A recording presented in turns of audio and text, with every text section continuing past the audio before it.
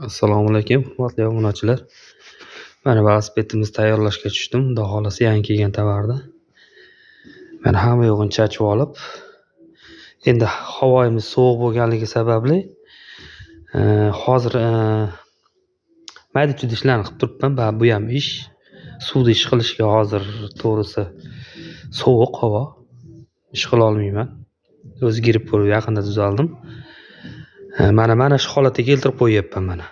Mo'ykaga tayyor qilib, mana shu holatda mana bugun 2 ta tayyorladim. Mo'ykalarni qilib, kamchiliklarni qilsam bo'ldi mana. Old orqa g'ildiraklarni tayyor qildim.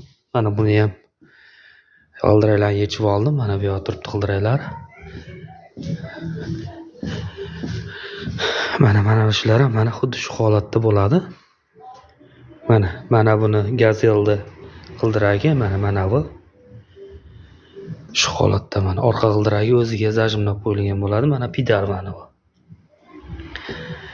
Xudo xolasa kunlar ilib qolguncha mayda-chuyda ishlarni qilib olsam, g'ildiraklarni tayyorlab, boshqa qilib, xudo xolasa keyin kunlar sal isib qolsa, mo'ykalarni qilib fonni bitiraman, xudo xolasa. Buni qilishimga sabab endi bunga ham baribir zapchast ketadi.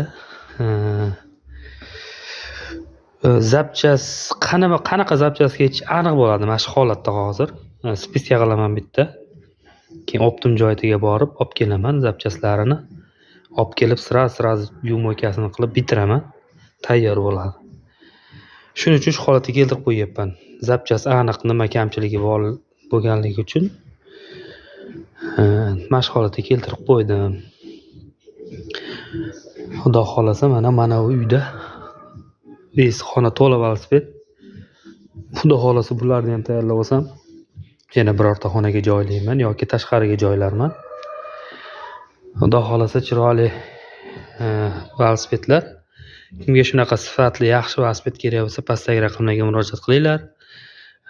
Kommentariyada yozgandinglar, tayyorlash jarayonini ham qo'ying deb mana tayyorlash jarayoni mana. Oddiy holat, g'ildirak yechib olingan, kirlar yechib olingan. Ponni ipida iynasigacha mo'ykasini qilinadi, kamko'slar qilinadi, tayyorlanadi. Asosiy joylar o'ziniki, даже 90% o'ziniki bo'ladi. Mana sizlarga tayyorlanish jarayoni. Videomiz yoqqan bo'lsa, like va podpiska boshqa esdan chiqmasin.